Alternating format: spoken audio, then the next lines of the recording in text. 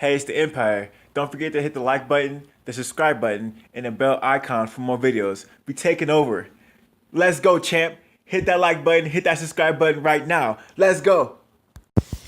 Hey, it's the Empire, Geoboxing Empire, Backstore Boxing. Now, man, Bob Arum basically trashed.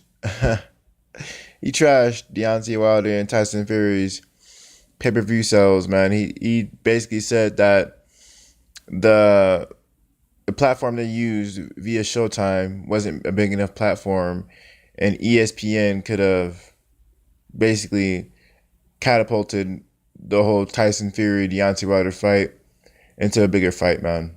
Now, I'm gonna get into some quotes from Bob Arum and tell you exactly what he said.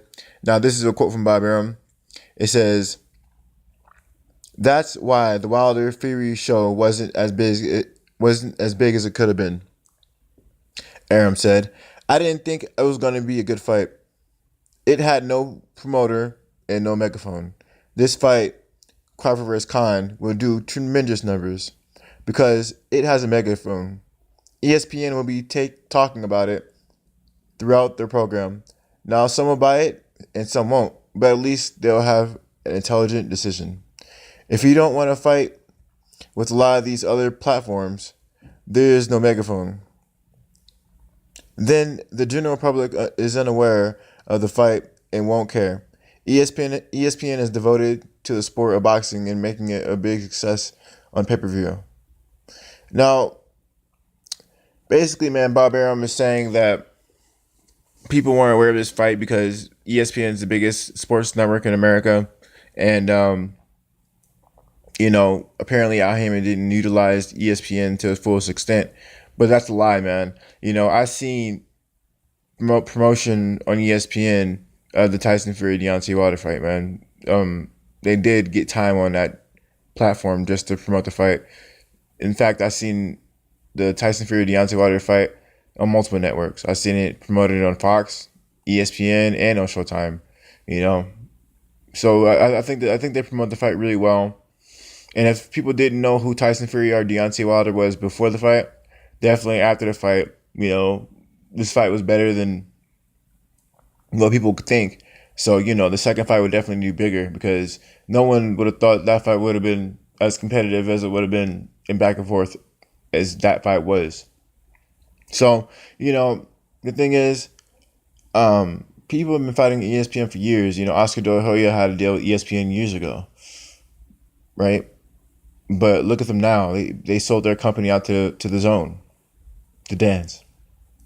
So that being said, just because you're on a big network doesn't mean you're giving quality fights. You need a stable of fighters, and you actually you just need the right promoter promoting you, and you need to have these fighters fight the best of the best.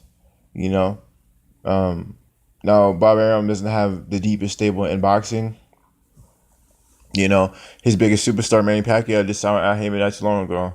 And his other big superstar at heavyweight, Andy Ruiz, signed with Al Heyman as well. So, that being said, the problem with Bob Arum is he doesn't really have a horse to race at heavyweight. He doesn't have any good fighters, really, in my opinion. Not the highest level that could compete with these world champions. So him trashing, the Deontay Wilder Tyson Fury fight is irrelevant because he doesn't have any top fighters at heavyweight. So, it's almost like he's trying to trash someone for doing something he's doing better at, but he's not doing better than Al Heyman right now. And ESPN is a great platform, but at the same time, I mean, what quality of content are you producing with ESPN backing you? So man, I don't know. I mean, Bob Arum does has a point with the whole ESPN thing being the biggest sports network, and you need a big voice like ESPN to promote your fight. But like I said, Al Heyman was already doing that, man. He was already doing that. So, I don't know what Arum is thinking. Arum is infamous for not, liking Al Heyman too much. So, I'm pretty sure it has something to do with it. But yeah, I just don't know where, like, that whole Like, why would he say something like that? And plus, Bob Arum sort of told on himself anyway, because when I was giving you those quotes, he said he didn't think the Tyson Fury fight and Deontay Wilder fight would do big as it did. So it did break his expectations. So that being said, if it breaks your own expectations and it did better than you thought, that's a success in itself right there. It just could have been, bigger in your eyes, but the point is, it still broke your expectations and it was bigger than what you thought it was. That being said, he's doing something right. He basically came in the fight with low expectations on pay-per-view. It did better than you thought, and then after the fact, you said, "Oh, you know what? It could have did even better." But already broke your first expectations of the fight in the first place.